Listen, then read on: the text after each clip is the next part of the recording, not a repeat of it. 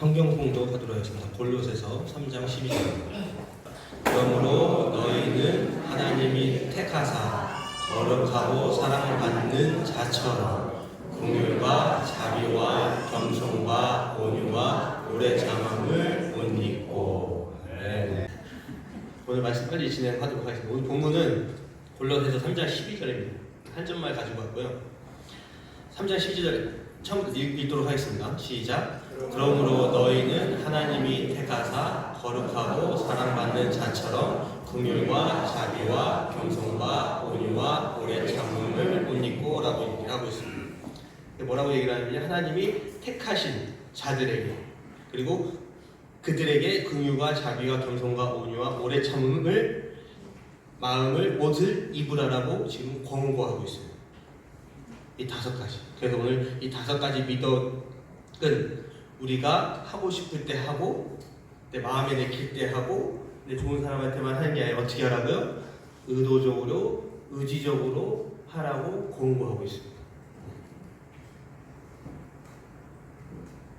어떤 면에서는 조금 힘들 수도 있겠죠. 내 마음이 풍랑이 바람이 불고 요동치고 힘든데 그럼에도 불구하고 의지적으로 의도적으로 그 옷을 입으셔야 됩니다. 그럼 왜 우리는 5가지 미덕을 의도적으로 선택해야 합니까? 왜?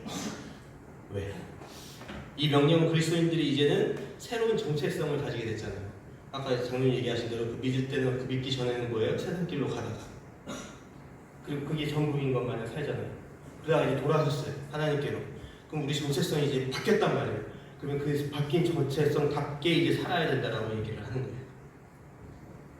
9절 후반절에부터 11절입니다. 제가 읽겠습니다. 옛사람과 그 행위를 벗어버리고 새 사람을 입었으니 라고 얘기를 하고 있어요. 이는 자기를 창조하신 이의 형상을 따라 지식에까지 새롭게 하심을 입은 자니라. 거기에는 헬라인이나 유대인이나 헬레파나 무헬레파나 야만인이나 수부디아인이나 종이나 자유인이 차별이 있을 수 없나니 오직 그리스도는 만유시요 만유 안에 계시니라 라고 얘기를 하고 있어요.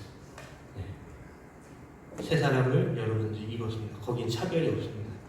누구도 하나님이 사랑하심을 느끼는 자라면 새 사람이 될 수 있습니다. 그리고 그렇게 새 사람이 되었기 때문에 우리는 그 미덕 5가지 긍휼, 자비, 온유 그리고 겸손, 오래 참음을 여러분들이 못 입으셔야 된다라고 오늘 사도 바울은 얘기하고 있습니다. 자세히 보면요 거룩하고 사랑받는 자처럼이라고 얘기를 하고 있습니다. 여기서도 알 수 있듯이 우리가 그러지 못할 때가 있어요. 그러니까 우리가 정체성이 이제 바뀌어서 거룩하지 못하게 살아갈 때도 있고요. 사랑받지 못한 자처럼 살아갈 때가 있어요. 근데 사도 바울은 어떻게 했어요? 거룩하고 사랑받는 자처럼. 사도 바울은 알고 있는 것 같아요. 우리가 예수 그리스도를 믿고 성령으로 하나님 앞에 나아간다고 고백했음에도 불구하고 그렇게 변화됐음에도 불구하고 세상을 살아가다 보면 그렇게 되지 못한다는 거 사도 바울은 아는 것 같아요. 그래서 이렇게 얘기를 한 것 같아요. 그래서 의도적으로 의지적으로 거룩하고 사랑받는 자처럼 긍휼, 자비, 겸손, 온유, 오래 참음을 선택하라는 것입니다. 근데 의도적인 것도 있지만 갈라디아서 5장 22절을 보면요 여러분들 잘 알다시피 성령의 열매가 나오죠. 이 성령의 열매는 중복되는 것도 있어요. 오늘 이 5가지 중복된 게 자비, 온유, 오래 참음인데 거기서는 뭐라고 얘기하냐면요 의도적으로 의지적으로 하는 게 아니에요. 내가 새롭게 바뀌었으면 성령님이 함께 하심으로 어떻게 되냐? 중생함으로 초자연적인 현상으로 나타난다라고 얘기하고 있습니다.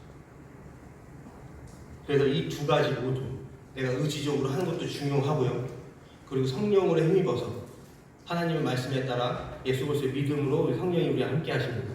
근데 그럴 때 우리에게 나타나는 그런 현상들 이 2가지 모두 다 필요하다는 것입니다. 그리고 왜 우리는 5가지 미덕을 의도적으로 선택해야 합니까? 둘째입니다. 이것이 우리에게 화목을 가져다 줍니다. 1장 20절에서 22절 제가 읽겠습니다. 그의 십자가의 피로 화평을 이루사 만물 곧 땅에 있는 것들이나 하늘에 있는 것들이 그로 말미암아 자기와 화목하게 되기를 기뻐하심이라. 전에 악한 행실로 멀리 떠나 마음으로 원수되었던 너희를 이제는 그의 육체를 죽음으로 말미암아 화목하게 하사 너희를 거룩하고 흠없고 책망할 것이 없는 자로 그 앞에 세우고자 하셨으니 라고 얘기를 했습니다. 여러분 잘 아시다시피 우리는 예수 믿기 전에는 우리가 어떤 존재인지 알지 못하죠. 그래서 하나님과 우리를 지으신 하나님과의 관계가 단절되어 있죠. 깨져 있습니다. 그럼에도 불구하고 하나님께서는 예수 그리스도를 이 땅 가운데 보내주십니다. 그리고 십자가에서 피를 흘리시고 하나님과의 우리 인간과의 관계가 어떻게 됐어요? 이제는 화목하게 됐다는 거예요. 화목하게. 이 원리를 잘 이해하셔야 됩니다. 우리가 여기서 이 원리를 잘 이해하신다면 여러분들이 가정 안에서, 교회 안에서 오늘 이 5가지 미덕, 긍휼, 자비, 겸손, 온유, 오래 참음을 하나님의 성품인데 이것을 여러분 가운데서 행하게 되면 어떻게 된다고요? 여러분의 가정이 화목하게 된다.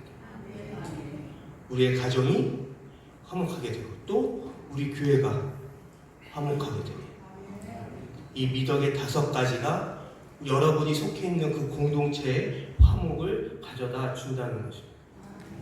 그래서 이 5가지를 의도적으로 이 옷을 입으셔야 됩니다.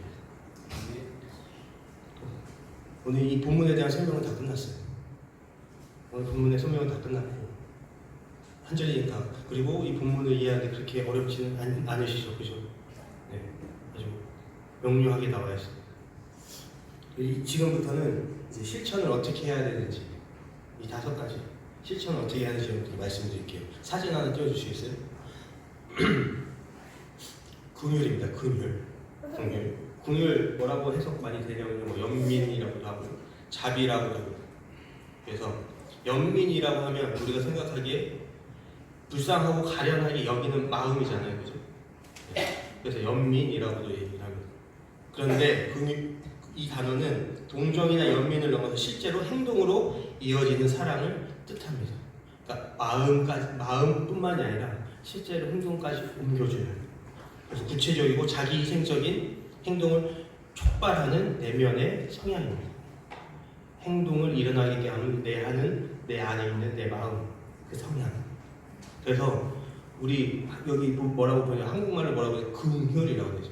그래서 긍휼이 제가 봤을 때 정말 잘 번역을 한 것 같습니다. 우리나라 말. 긍휼은 뭐예요? 가볍게 여겨 돌보아 준다. 가볍게 여기는 것뿐만 아니라 어떻게 한다고요? 돌보아 주는 것까지. 이것이 긍휼입니다. 그런데 우리가 긍휼을 행함에 있어서 여러분들이 잘 아시잖아요. 긍휼을 행한다. 그래서 긍휼을 많이 행하죠. 근데 우리가 긍휼을 행할 때 유의할 점이 좀 또 있어요. 그러니까 여러분들이 이제 이 말씀을 가지고 세상을 살아갈 때 긍휼이라 했으니까 그냥 이 긍휼을 그냥 세상의 기준으로 바라보고 그냥 한다. 그냥 내가 하고 싶은 대로 긍휼을 베푼다. 긍휼이 안 될 때가 있습니다. 유의해야 될 점 몇 가지 말씀드릴게요. 첫째, 존엄성을 유지해야 됩니다. 이게 무슨 말이냐면 긍휼은 상대방을 불쌍한 존재로 보는 게 아니에요. 여러분들이 남한테 선을 베풀 때, 긍휼한 마음으로 선을 행할 때 그 사람이 불쌍해서 내 마음이 동하여서 그래서 뭔가 나눈다 라고 생각하면 큰일 납니다. 여기 계신 분들 모든 사람이 하나님의 형상대로 지음받은 여러분 다 믿으시잖아요. 그렇게 알고 계시고, 그죠? 근데 여기 계신 분들뿐만이 아니라 모든 사람들이 하나님의 형상으로 존귀하게 지음을 받았습니다. 그래서 모든 사람은 하나님의 형상대로 지음받은 존귀한 존재로 대할 필요가 있다는 것입니다. 그 도움을 주면서 은연 중에 우월감, 내가 조금 더 잘 왔어, 내가 또 조금 더 많아, 내 능력이 더 있어, 이러한 태도, 혹시 상대방이 그렇게 느낀다면 굉장히 위험하십니다. 왜요? 내가 우월하다는 건 상대방이 열등하다는 거잖아요. 그죠? 그럼 아까 말씀드렸듯이 모든 사람들 하나님께서 존귀하게 지음을 받았는데 내가 그 사람보다 더 낫다? 그런 생각으로, 그리고 그렇게 상대방에게 비춰지지 않도록 조심하셔야 돼요. 여기 보면 또 시혜적 태도가 드러나면 상대방이 상처가 됐습니다. 시혜적 태도라는 게 있는데 이게 뭐냐면요, 나보다 부족하고 불쌍한 존재로 바라보며 위에서 아래로 내려다보는 그런 시선입니다. 그런 태도, 그런 시각으로 긍휼을 베풀어 사는 거.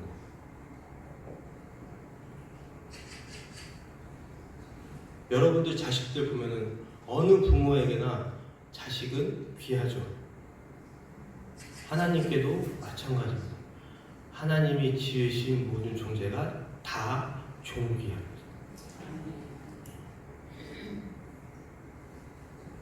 그래서 여러분들이 긍휼을 베푸실 때 유의해야 될 점 하나, 존엄성을 유지하셔야 됩니다. 혹시라도 여러분의 행동이나 말에서 내가 더 우월하다, 내가 많으니까 너에게 베푼다라는 어떤 그런 태도나 애들이 나와서는 안 됩니다. 둘째, 실질적 필요를 파악해야 됩니다. 긍휼을 베풀 때, 긍휼은 아까도 말씀드렸듯이 막연한 감정이 아닙니다. 감정에서 우러나와서 행동까지 가야 돼요.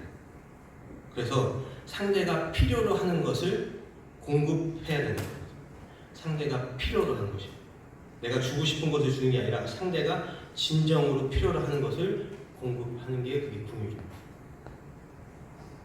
셋째, 자기 파괴적 희생을 지향해야 됩니다. 지향이 아니고 지향이요. 줄여야 된다는 얘기죠. 긍휼을 베풀다 보면 자신의 한계를 넘어서는 경우가 있어요. 어떤 경우가 있죠? 내 육체가 너무 이제 힘들어. 근데 이제 긍휼을 베풀려고 했으니 막 해야 돼. 근데 내 몸이 너무 힘들어서 더 이상 할 수가 없어. 그럼 그 한계를 여러분이 잘 설정을 하셔야 돼요. 또 내가 가진 게 여기까지밖에 안 돼.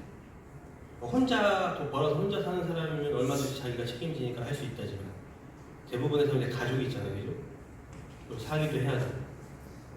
근데 그거를 내가 하고 싶다고 그냥 다 밖에 나가서 긍휼을 베푸시면 안 됩니다.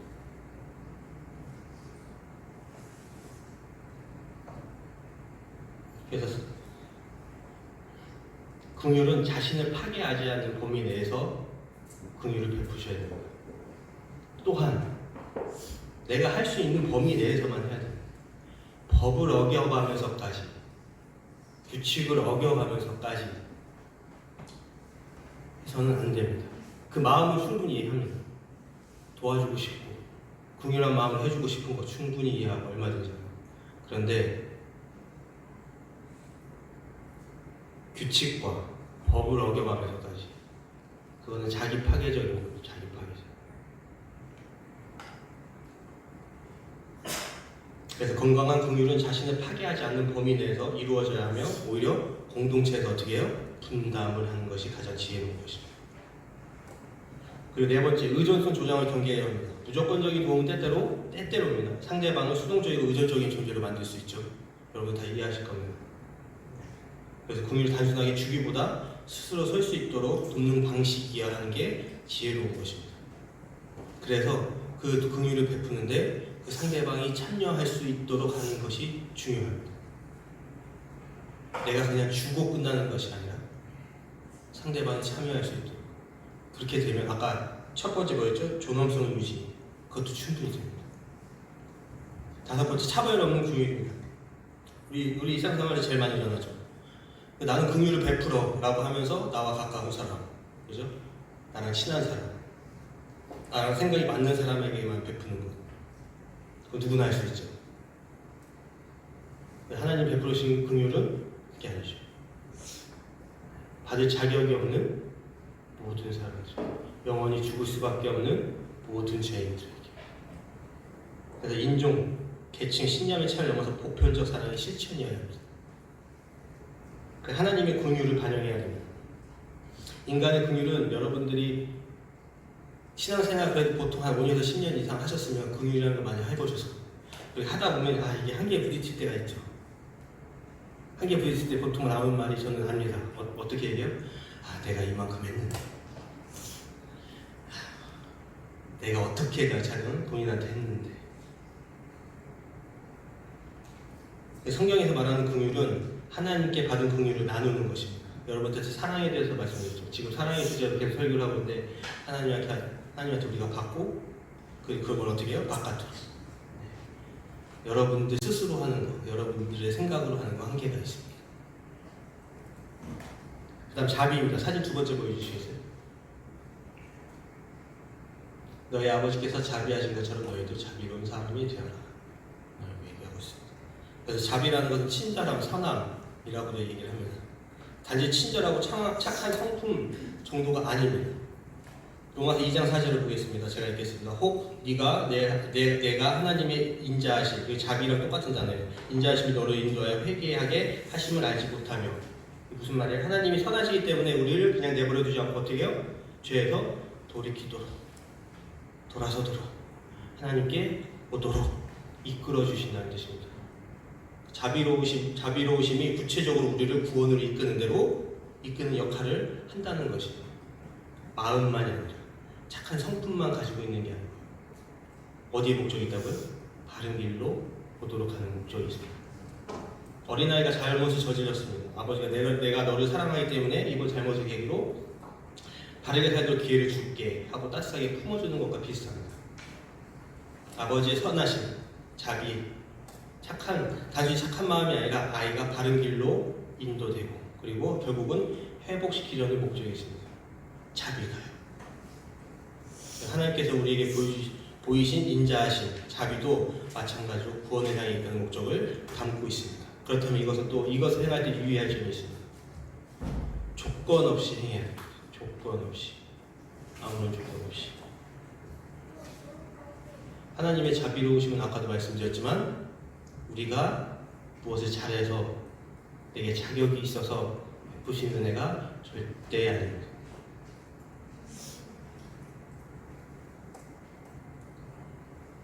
그래서 우리가 자비를 실천할 때 상대가 고마워하지 않을까, 혹은 나한테 보답할까 같은 계산적 동기가 없어야 돼요.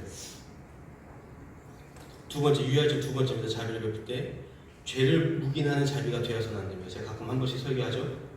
자비로움은 회개로 인도하는 목적이 있습니다. 따라서 우리의 자비로움도 진리를 가리거나 죄를 방치해서는 안 된다는 것이에요. 그런데 참 어렵죠. 상대방이 이런 죄를 짓고 데 여러분들 가가지고 이건 죄입니다, 회개하고 돌아가십시오 라고 지금 얘기하면 어떻게 될까요? 당연히 제가 맨날 한 것처럼 너나 잘해,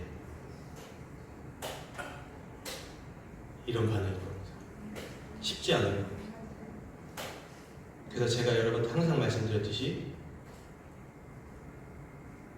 상대방이 죄 가운데 가고 있는 것도 상대방이 느끼기에 사랑이라고 느껴져야 됩니다.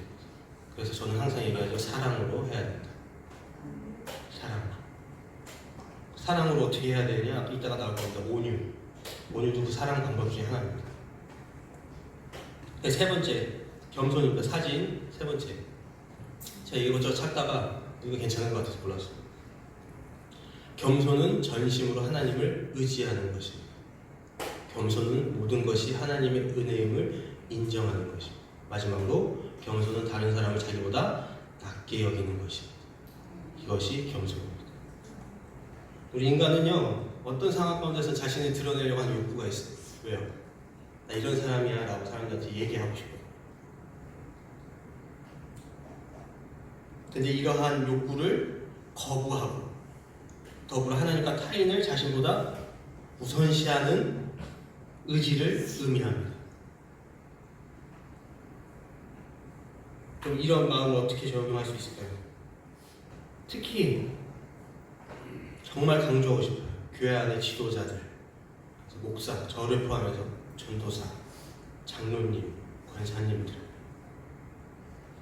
직분자를 가지신 분들, 정말 겸손과 눈물로 주님과 성도들을 섬기셔야 됩니다. 섬김을 받으려고 하지 마시고요, 섬기기를 기뻐하셔야 됩니다.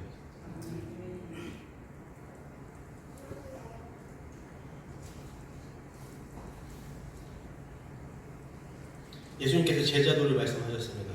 여러분도 잘 아시다시피 내가 큰 자가 되기를 원하냐? 그럼 어떻게 해요? 너희를 섬기는 자가 돼야 된다. 하나님의 나라는요, 우리 세상과 달라요. 여기서는 섬김을 받는 자가 굉장히 높게 여겨지잖아요. 그죠? 그래서 모든 사람이 그 사람한테 맞춰지고. 하나님 나라는 반대예요. 섬기는 자가 큰 자예요. 섬기는 자가. 이걸 항상 기억하시기 바랍니다. 특히 직분자들.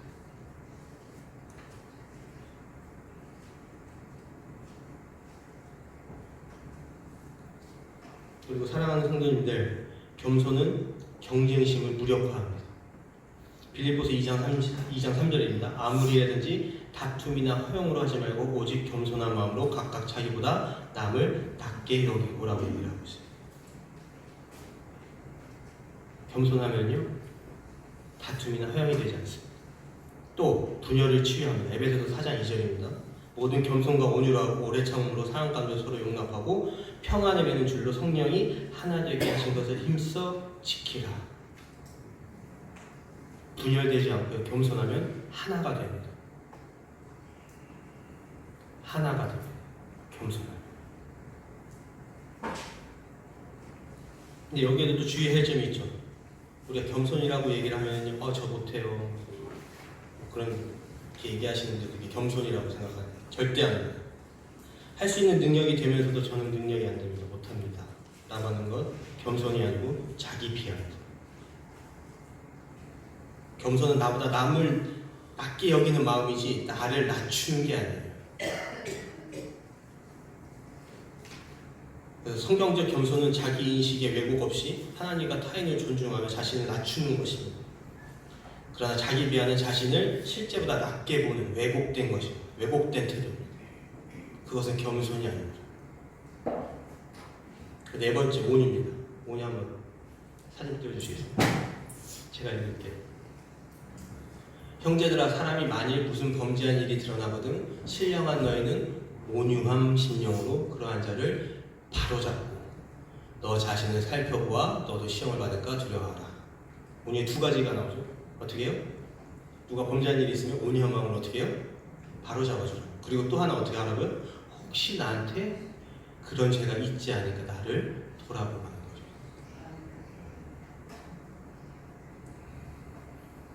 성령의 다스림 안에 내적인 힘을 표현하는 것입니다. 온유라는 것은. 그래서 우리는 가끔 보면은 약간 소극적인 사람들 있잖아요. 그래서 말도 잘 안 하고 어떻게 보면은 이래도 흥 저래도 흥 그러면서 그냥 공동체에 잘 그냥 적응하면서 가는 거. 그것이 온유라고 생각하는데 오늘 여기서 말씀 성경에서 말씀하는 온유는요, 그런 소심함과는 거리가 멉니다. 하나님 뜻에 기꺼이 순종하고 다른 사람의 유익을 위해 힘을 쏟는 침착함입니다. 예수님 스스로 자신의 마음을 이렇게 표현합니다. 마태복음 11장 29절입니다. 나는 마음이 온유하고 겸손하니 라고 얘기하고 있습니다. 바울에게도 예수님이 나타내신 것과 동일하게 나타나죠. 고린도후서 10장 1절입니다. 너희를 대면하면 유순하고 떠나 있으면 너희에 대하여 담대한 나 바울은 이제 그리스도의 온유와 관용으로 친히 너희를 권하고 라고 얘기하고 있습니다. 그래서 목회자인 저는 온유함으로 행하는 훈계를 해야 됩니다. 아까 말씀드렸죠. 훈계를 함에 있어서 어떻게 해야 되지? 온유함으로 해야 됩니다. 그래야 양떼들이 분노를 하지 않습니다. 그리고 목자를 신뢰합니다. 근데 제가 분노를 내고 참지 못하면 어떤 일이 발생돼요? 두 가지겠죠. 떠나거나 입을 닫거나. 두 가지 중에 하나죠. 제 말이 틀립니까? 두 가지 다 좋은 현상이 아닙니다. 목회자로 인해서 한 영혼이 한 사람으로 인해서 실족하게 된다? 하나님한테 정말 크게 심판받으시고 성경에서도 심각하게 경고하고 한 영혼이 천하보다 귀하다고 말씀하셨어요. 근데 그 한 영혼이 실족하게 된다.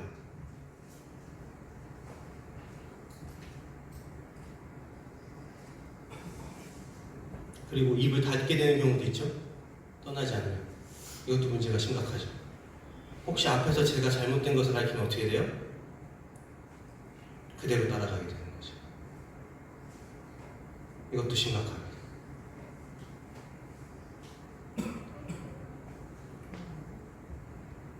제가 온유함부터 많은 분들이 제가 가면을 쓰고 있어서 잘 모르실 텐데 화가 많습니다. 제가 화가 많다는 거는 제 가까이 있는 사람들만 알아요. 우리 가족, 저랑 가까이서 얘기를 나누는 사람, 제 와이프. 제가 얼마나 많이 찾고 계신지 아십니까? 온유함으로. 네. 정말 저의 문제 중에 가장 큰 문제. 근데 아직까지 잘 찾고 있습니다.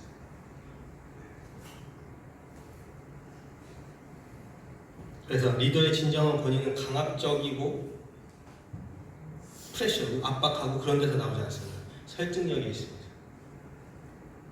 몰아붙이기보다 끌어당깁니다. 여러분 그런 사람들 있잖아요. 학교는 나보다도 좀 안 좋은 데 나왔어. 유시민이 그렇게 얘기하죠. 노무현 대통령, 전 대통령한테. 유시민이 훨씬 똑똑하죠.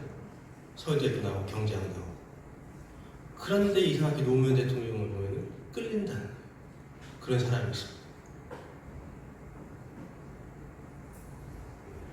그게 뭐 때문에 그래요? 온유하겠다.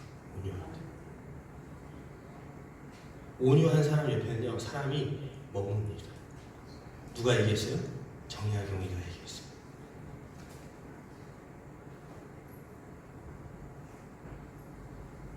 여러분들 온유함을 유지하시기 바랍니다.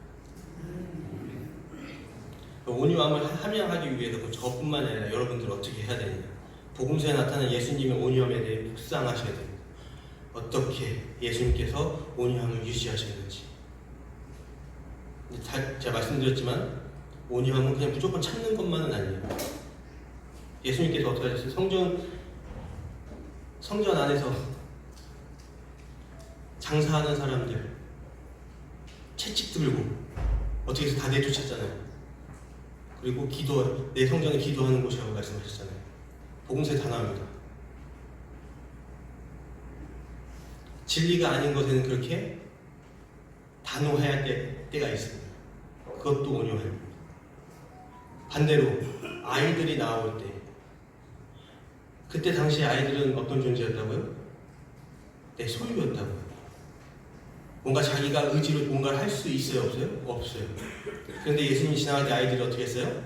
막 뛰어났어요. 그러니까 제자들이 어떻게 해요? 물러가라고 했죠. 근데 예수님께서 어떻게 하셨어요? 내비두라, 오게 하라고.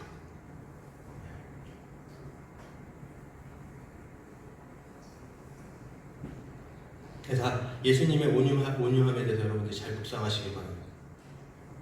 그리고 논쟁에서 이기기보다 상대방을 설득하기 위한 의도적인 말을 해야 됩니다.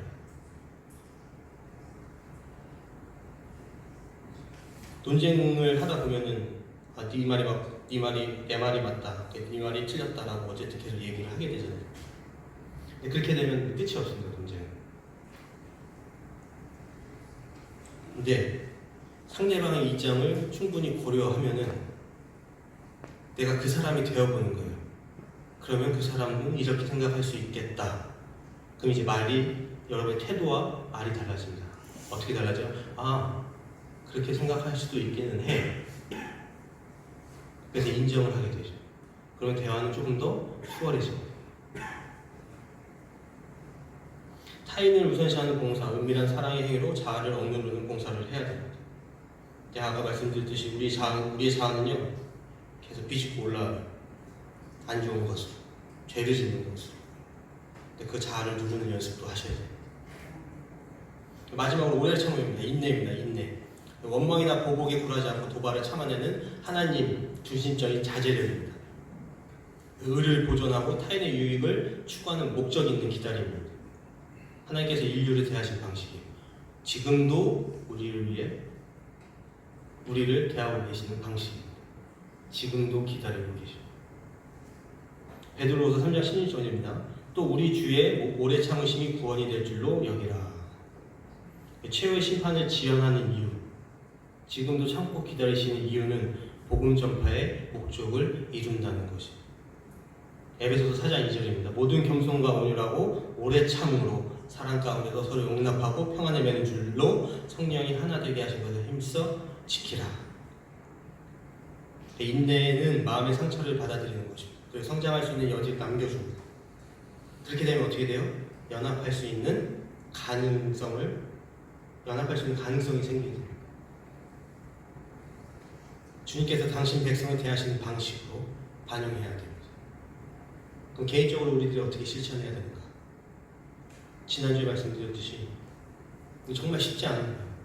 상대방이 나한테 해를 끼쳤을 때 복수하기보다 어떻게 해야 돼요? 화해를 추구해야 돼요. 화해. 그리고 그 분노를 의도적으로 계속 누르셔야 됩니다. 정말 쉽지 않죠. 그럼에도 불구하고 지난주에 말씀드렸죠. 할 수 있는 방법에 대해서 기억나시는 분 계시나요? 천국의 가치를 다시 한번 생각해 봅니다.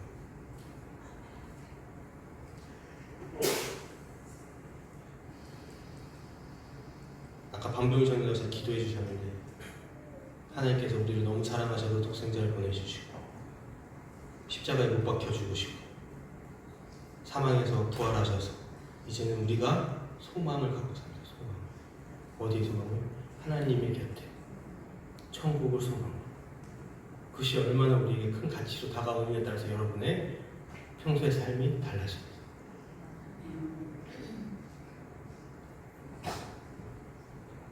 예수님을 믿지 않는 자들에게 은혜를 베풀고 하나님의 인내하고 계시면 그들을 적극적으로 이끈다는 것을 믿으셔야 됩니다. 왜 안 나와? 교회 가자. 빨리 가야 돼. 조바심 내지 마시고. 천국 못 가면 어떡해?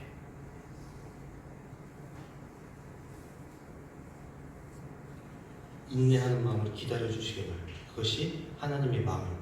하나님 지금도 기다려주고 계십니다. 그리고 현재의 고난이 영원한 영광에 중한 것을 우리에게 이루게 함을 기억하시기 바랍니다. 이 모든 것이 오늘 말씀 이 5가지 긍휼, 자비, 겸손, 온유, 오래 참음 이것이 여러분들에게 의도적으로 이 옷을 입을 때 여러분의 가정, 교회 안에 사랑이 넘칠 줄 믿습니다. 기도하겠습니다. 하나님 감사합니다.